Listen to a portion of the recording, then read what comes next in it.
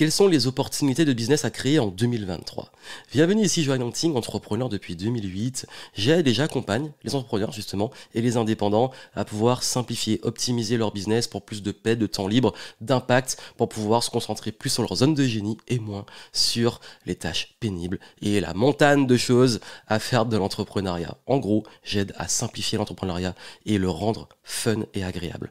Parce que généralement, on se lance pour la liberté. Et peut-être qu'aujourd'hui, vous avez envie d'être libre. Mais vous savez que, voilà, peut-être que vous cherchez encore un petit peu aujourd'hui dans quoi vous lancer, ou si vous avez un business, quelles sont les opportunités pour se développer, etc. Je vais vous parler plus des opportunités et grosses tendances. Et si vraiment vous avez envie de, vous dites, ok, moi j'ai envie de me lancer dans le game de l'entrepreneuriat, j'ai envie de me reconvertir ou de me mettre en indépendant ou autre, mais par quoi commencer, comment trouver la bonne idée, etc. Comment être sûr d'avoir une bonne offre, comment trouver des clients. Allez en descriptif, vous avez un challenge de 5 jours. Et pendant 5 jours, je vous donne du contenu gratuit pour vous aider à construire le projet. On va faire ensemble, vous allez comprendre quelles sont les opportunités, comment trouver la bonne idée pour vous, comment mettre en place toutes les étapes pour pouvoir construire ce projet. C'est entièrement gratuit, c'est 5 jours de contenu exclusif. Vous avez les infos là en descriptif, allez voir et laissez-vous guider. Juste vous laissez guider, vous faites le challenge. Qui dit challenge dit action et vous allez voir que ça va vous apporter beaucoup plus. Et il y a beaucoup de personnes qui me disent qu'ils ont eu plus dans ce challenge gratuit pendant 5 jours que dans des formations qu'ils ont payées très cher. Comme quoi, allez voir ça, c'est en descriptif. J'ai publié récemment un contenu où j'explique justement les gros enjeux de 2023 d'un point de vue business de façon globale. Comment se porte le monde entre guillemets du business, de l'entrepreneuriat, et surtout j'ai fait un petit zoom sur tous les métiers des indépendants, des freelances, des coachs, des thérapeutes, consultants, formateurs en ligne, business en ligne, créateurs de contenu, etc. Parce que vous êtes pour la majorité dans ces domaines à me suivre ou peut-être à vouloir vous lancer dans ces domaines-là. Alors voici pour moi les marchés à opportunités de 2023 et si vraiment ça vous intéresse d'en savoir plus sur justement ce contexte et comment naviguer dedans, vous pourrez voir à la fin cet autre contenu que j'ai mis à votre disposition. Donc c'est vrai que là, en ce moment pour moi, il y a un truc qui revient énormément et ça c'est extrêmement important de suivre ce qui se passe dedans, c'est l'intelligence artificielle. Alors je sais que quand on dit IA, les gens ils pensent soit Matrix, soit Terminator et pas dans les trucs de science-fiction et ils commencent à flipper ou ils imaginent qu'ils vont se faire remplacer par des intelligences artificielles, par des robots et autres. En même temps, en fait, la question n'est pas d'être tout le temps en résistance ou de dire ok ça c'est le truc. Par contre, je pense qu'il y a des réelles opportunités avec les IA. Alors déjà, danger, il y a toujours danger, opportunité, il faut rester lucide. Danger, c'est qu'il y a des métiers qui vont se faire remplacer par les IA. Notamment, certains modèles d'analyse de data, certains métiers de recherche, certains métiers de graphisme, pas tous heureusement, certains métiers de création de contenu, certains métiers de design qui commencent à se faire remplacer par les IA. Les opportunités, c'est les utiliser en support, les utiliser en outils, les implémenter, aider des entreprises à les implémenter. Donc, le but, c'est toujours, si vous ne voulez pas vous faire remplacer par une IA, demandez-vous qu'est-ce que vous pouvez faire que l'IA ne peut pas faire. Et voyez comment vous pouvez être en soutien ou en une implémentation de l'IA. Moi, je connais vraiment des graphistes qui utilisent les IA juste pour de l'inspiration, pour avoir des idées et tout en support. Ou qui aident, qui recommandent même comment les implémenter, etc. Je connais des personnes qui font une analyse de data, qui utilisent les IA pour travailler plus vite, mais qui vont apporter leur intelligence au-dessus, stratège, et pas juste analyser comme le ferait juste une IA ça c'est aller au-delà de l'analyse, ça veut dire à partir de l'analyse, apporter des conseils, apporter une vision, etc. Donc ça, c'est tout ce que le cerveau humain peut pas faire. Donc les IA, pour moi, c'est une réelle opportunité de business, mais aussi d'utilisation, d'usage et également d'implémentation. Donc il y a des choses qui, pour moi, il y a peut-être des métiers qui vont se créer dedans, il y a des choses à faire intéressantes. Donc pour moi, c'est une beau marché opportunité. Ensuite, il y a tout ce qui touche au e-commerce. Alors, e-commerce, mais e-commerce, il y a des codes. E-commerce, ça veut tout et rien dire, parce que dès qu'on dit e-commerce, il y en a qui pensent dropshipping ou autre. C'est pas que ça. L'e-commerce, c'est vendre sur Internet. Donc, même Amazon, c'est du e-commerce. Toutes vos boutiques préférées qui ont des boutiques en ligne, c'est du e-commerce. Vos marques préférées, le e-commerce, c'est quand on vend sur Internet. Donc ça, la bonne nouvelle, c'est qu'il y a des opportunités parce que les gens sont habitués à acheter maintenant sur Internet sans trop réfléchir. Également, ça s'est vraiment démocratisé. Moi, franchement, quand j'ai commencé, la première fois que j'ai vendu des produits en ligne, c'était en 2011, je crois. Ouais, c'était en 2011. Il fallait faire un truc avec PayPal intégré sur un site WordPress. C'était une purge totale et les gens avaient peur. Et les gens achetaient déjà que sur PayPal pour être un petit peu sécure et PayPal gardait l'argent. Combien d'entrepreneurs ont connu ce truc d'avoir leur argent bloqué par PayPal ou l'argent qui disparaît? Ça, c'est un grand classique. Mais surtout, en fait, avant, les gens, ils étaient réticents à acheter sur le web. Aujourd'hui, on fait tous nos achats quasi en ligne. Donc, oui, vous pouvez vendre vos propres produits, les produits des autres ou autres, mais pour moi, l'e-commerce reste quand même quelque chose, une valeur sûre.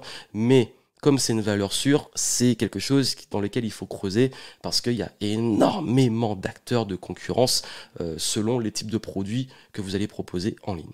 Il y a également tout ce qui est, alors, là, on y vient, la question des formations en ligne, de l'éducation à distance. Alors, pareil, ça s'est démocratisé, mais c'est extrêmement saturé. Ça veut dire qu'aujourd'hui, on a des plateformes. On a des plateformes qui proposent plein de formations de bonne qualité comme des pires qualités possibles. On a Udemy, Coursera, on a masterclass.com. Il y a d'ailleurs le modèle masterclass qui est devenu un peu le Netflix de la formation. Il y a eu une vague comme ça un peu à un moment il y a quelques années du Netflix de la formation. Mais en gros, oui, la formation en ligne est toujours un bon créneau, mais il faut être très bon, il faut être très différenciant. Il faut avoir une très bonne stratégie pour pouvoir retrouver sa clientèle, où il faut être sur les bonnes plateformes, et surtout il faut être bon en pédagogie, il faut le dire. Il faut être bon pédagogue, il faut être quelqu'un qui arrive à bien expliquer les choses, il faut savoir bien l'expliquer, bien présenter, etc. Donc être un minimum compétent sur ce qu'on vend. Donc l'apprentissage en ligne reste une valeur sûre et je pense que ça va se maintenir encore pendant des années, mais le tri se fait sur la confiance, sur la qualité, sur la capacité à transmettre. Donc je pense que moi j'ai eu la chance de commencer quand ça débutait ces trucs-là, mais c'était la chance que j'ai eue, en tout cas c'est pas une chance que je l'ai choisi, c'est que je l'ai vraiment fait parce que j'aimais ça. J'aime transmettre, j'aime former. Je voulais à la base être prof, mais j'ai préféré être libre, prof libre. Euh, mais je pense que beaucoup de gens ont pris ce créneau par opportunisme, en copier-coller, etc. Mais le tri va se faire à ce niveau. Donc même si c'est saturé, je pense qu'il y a une régulation qui se fait naturellement. Donc si vous êtes bon et que vous avez une capacité à faire ça bien, je suis sûr qu'il y a des places à prendre encore. Donc toujours un bon créneau. Il y a également le service à la personne, notamment les seniors. Un grand enjeu.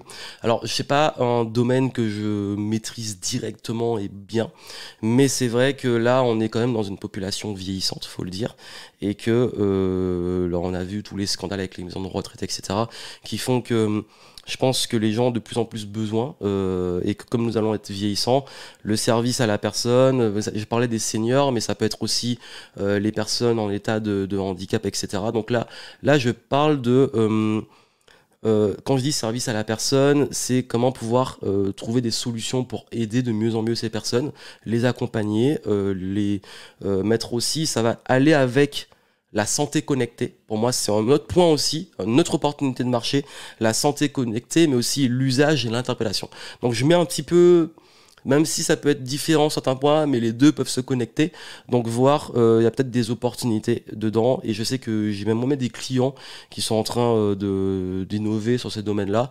Il y a également des choses à faire sur, quand je dis service à la personne, j'ai parlé des seniors, etc., mais aussi la petite enfance, garder les enfants aussi. Enfin, il y a plein de trucs dans lesquels il y a des opportunités comme ça par rapport aux services.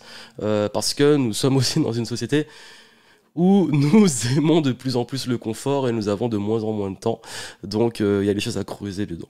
Il y a tout ce qui est... bon, ok, je vais pas m'attarder dessus parce que c'est un sujet qui, je trouve, est trop parti en vrille en 2020, en 2021.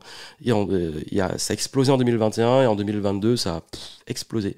Mais dans le mauvais sens du terme. C'est tout ce qui touche au Web3, blockchain, NFT, crypto, etc. Alors, ça a été une grosse tendance un peu propice au n'importe nawak, mais je pense que avec plus de maturité, de tempérance, plus de service aussi, de rendre ça vraiment intéressant pour les gens, avec une vraie valeur qui se base pas juste sur la spéculation. La technologie et tout, même, il y a des belles choses à faire dessus. Donc je pense que c'est toujours tout ce qui tourne autour de ça va rester un enjeu majeur pour moi les 10 prochaines années. Maintenant que la bulle un peu entre guillemets spéculative et surtout l'espèce de mode d'argent facile est un peu passée, même si ça peut encore un peu continuer. Mais je pense que au-delà de ça, même par exemple au rapport au NFT, il y a tellement d'usages qui sont possibles et je pense qu'il y a des beaux projets qu'on peut créer dans ces différents domaines. Il y a également tout ce qui va toucher au travail à distance, le travail à domicile, la flexibilité professionnelle. Il y a des vrais enjeux dessus. Moi, ça me paraît c'est marrant parce que je bosse, je bosse à distance depuis toujours. Depuis ma sortie des études, j'ai jamais été salarié de ma vie, donc j'ai pas travaillé dans un bureau. J'ai un bureau, oui, j'ai un bureau pour mon entreprise, mais je suis pas souvent. Mais en fait, le travail à distance et la flexibilité, en fait, je le vis, je bosse partout dans le monde depuis largement plus d'une décennie.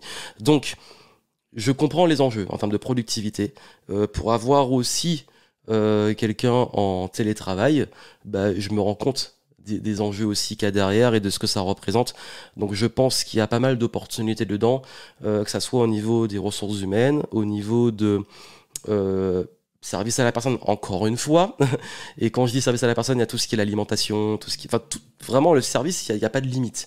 Tout ce qui facilite la vie des gens, ce sont des opportunités de business.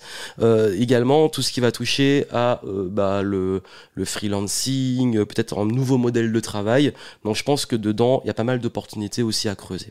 Il y a tout ce qui touche à la réalité augmentée, la réalité virtuelle, la VR, comme on dit. Donc je pense que là,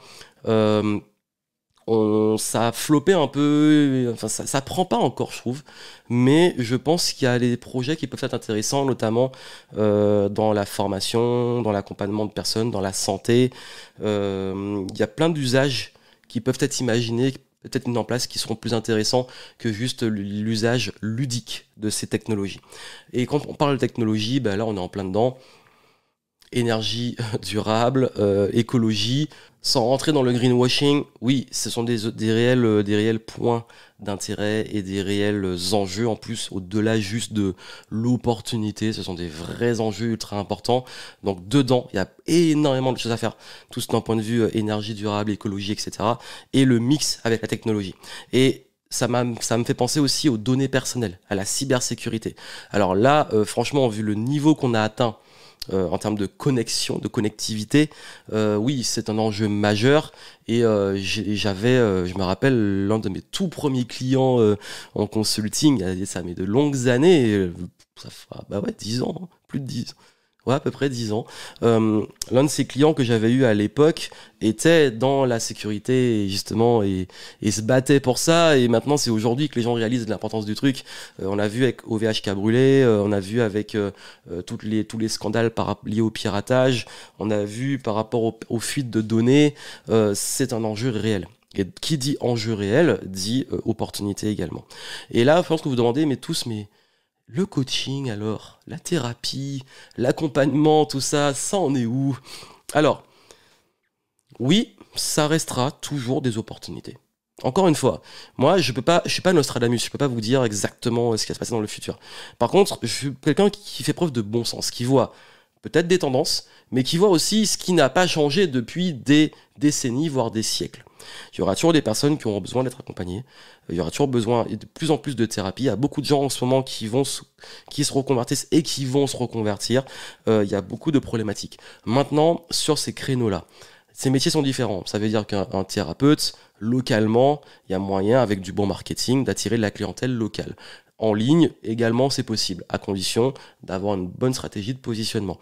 Le coaching, ça va être un petit peu différent, donc on peut avoir localement aussi, mais sur le coaching, comme il y a énormément d'acteurs et que beaucoup de gens se sont lancés dessus, je pense que aujourd'hui, l'étiquette coach, elle est un peu moquée parfois, mais justement, vous avez une carte à jouer dessus. Parce que, en fait, comme il y a un peu tout et n'importe quoi, si vous vous professionnalisez, que vous faites les choses bien, que vous positionnez bien, bah, vous pouvez prendre une place. Ou alors, bah, vous n'êtes pas obligé d'avoir l'étiquette coach. Parce que le coaching, c'est un point quand même très spécifique.